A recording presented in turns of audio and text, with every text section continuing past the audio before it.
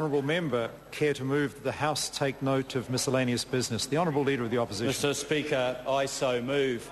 Mr Speaker, for 3 years this national government has been saying that maintaining New Zealand's credit rating has been the mark of its economic success. And how many times did John Key tell the country about the dire consequences of a credit rating downgrade?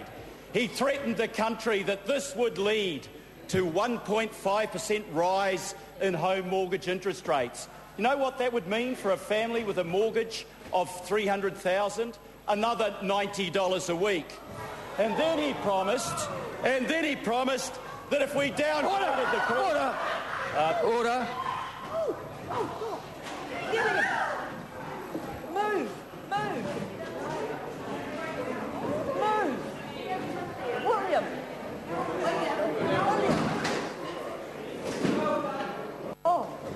Members will please take their seats. Thank you. And a big thank you to the security guard. Will the Sergeant at Arms please be involved and ensure that things return to normal? Thank you, Sergeant. Members may resume their seats. The Honourable Phil Goff.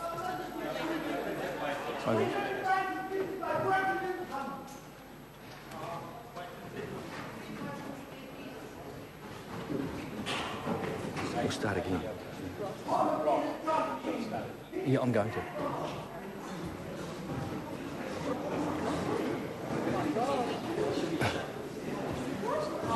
Order.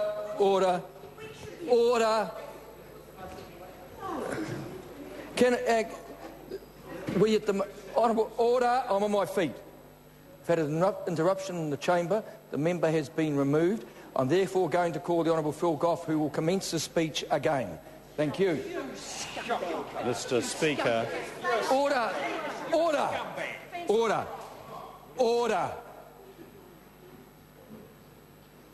Remember, honourable members, when we point one finger at someone else, we often have three pointing at ourselves. Call the honourable member Phil Goff. Mr Speaker, can I acknowledge the work done by security in preventing that sad incident, and say that it's even sadder that the Prime Minister would have tried to blame that on the Labour opposition. And I think, Mr Speaker, that's an absolute mistake. Order!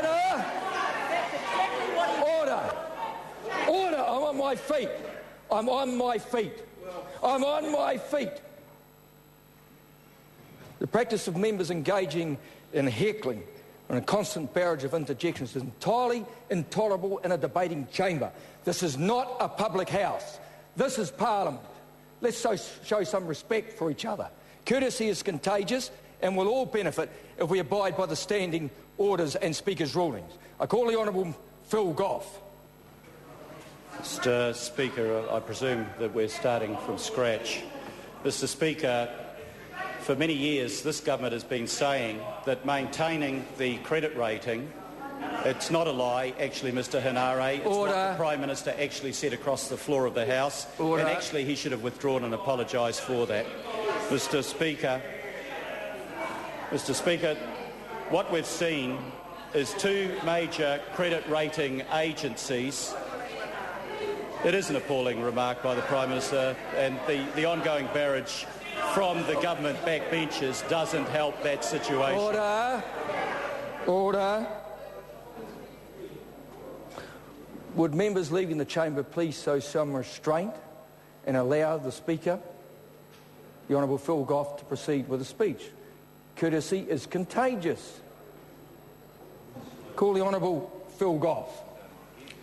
Mr Speaker, the downgrading of the credit rating of New Zealand, which blindsided the government by two credit rating agencies last Friday, is a reflection by those credit rating agencies that they lack confidence in the economic management of this country. It is a shame, Mr Speaker. I hope the election campaign is going to be conducted with a little more dignity than the Prime Minister showed in the chamber earlier today. Mr Speaker, The truth of that credit rating downgrade is that it is going to hurt New Zealanders. It's going to add to the mortgage interest rates faced by home purchases. It's going to add to the cost on all of us as Kiwi taxpayers for what we are paying for the increasing level of government debt. And it is that increasing level of debt, Mr Speaker, that led Standard & Poor's to that downgrading. Because we've moved from a situation where the government account was in surplus to a situation where the deficit on the government account is now 30%. Mr Speaker, we've moved from a situation where this country was actually starting to engage in the process of saving through Kiwi Saving and through the Cullen Superannuation Fund that would have enabled us to meet the demands and the costs of an ageing population. But the national government cut the Kiwi Saver when it promised the country before the election that it would not do so. And it's failed to invest in the Cullen Superannuation Fund, though its well-being today depends on the return that we're getting on that superannuation fund, Mr Speaker, which they have now undermined. You know, I remember the budget and John Key saying, Phil Goff might not like this budget, but Standard & Poor's do. Standard & Poor's do.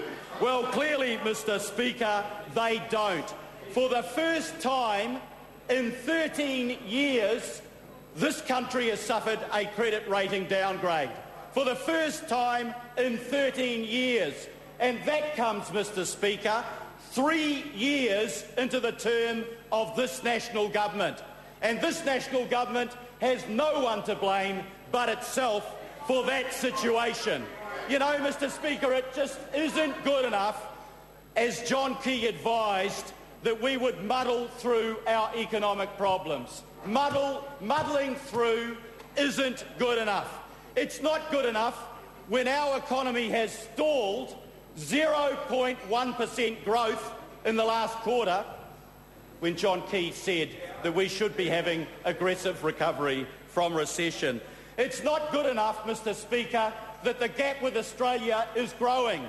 If it wasn't growing, Mr Power, why is it that 100,000 New Zealanders, 100,000 New Zealanders have left this country permanently for Australia under John Key's watch?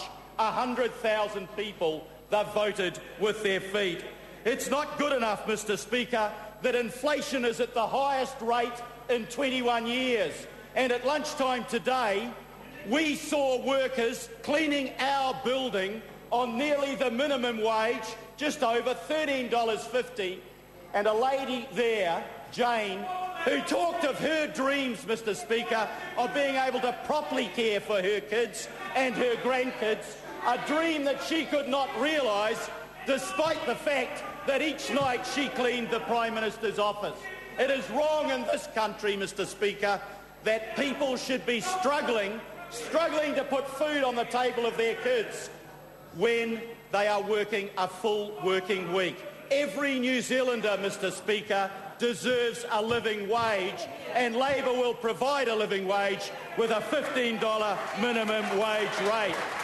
And Mr Speaker, instead of cutting the taxes on the wealthy, giving the wealthy top 150 $1,000 extra a week in tax cuts, including the Prime Minister, we are going to use a capital gains tax to apply a tax on those who pay no tax on their income, so that all New Zealanders can get their first $5,000 free of income tax. And for those families I met today, Mr Speaker, that means another $1,000 a year in their pockets so they can feed their kids healthy food. And cutting the GST on fresh fruit and vegetables by 15% will help them make that choice as well. Mr Speaker, the choice at this election is very clear. I call a point of order, the Honourable Member John Boscawen. Thank you, Mr Speaker. I seek leave of the House to table charts of the American stock market S&P index